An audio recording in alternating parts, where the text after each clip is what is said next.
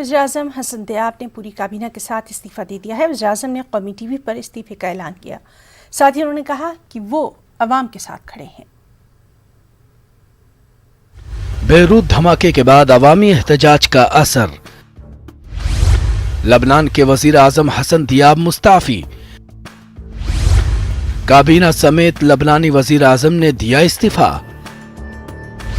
Beirut धमाके हुकूमत की नाअहली और बदउनवानी का नतीजा, अवाम का इल्जाम। लबनान पहले ही इक़्तिसादी बहरान और कोरोना वबा की असर से कराह रहा था। अब बेरूत धमाकों ने उसे सियासी बहरान में झोंक दिया है।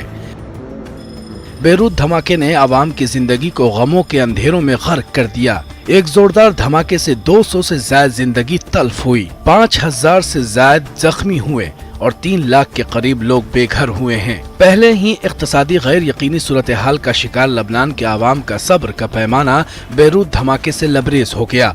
वो सड़कों पर उतर आए, सिक्योरिटी अहलकारों से झड़पें शुरू हो गईं। अवाम इन धमाकों को हुकूमत की नाअहली और बदउनवानी पर महमूल कर रहे हैं। हर गुजरते दिन के साथ अवाम के एहतजाज में शिद्दत आ रही थी।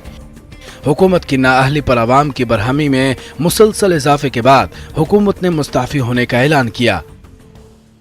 نحن اليوم نحتكم إلى الناس إلى مطلبهم بمحاسبة المسؤولين عن هذه الكارثة المختبئة منذ 7 سنوات، إلى رغبتهم بالتغيير الحقيقي من دولة الفساد والهدر والسمسرات والسرقات إلى دولة القانون والعدالة والشفافية، إلى دولة تحترم أبنائها۔ लबनान में फिरका वारियत पर मबनी सियासत का अमल दखल है और ये उसकी जड़ों में सरायत कर गई है।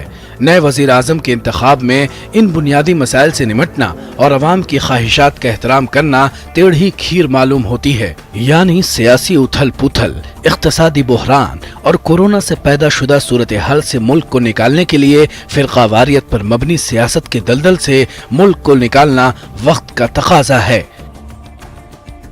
Bureau report, news 18 Urdu. Mohammed bin Salman पर साबिक सऊदी इंटेलिजेंस ऑफिसर के कत्ल की मनसूबाबंदी का इल्ज़ाम लगा है।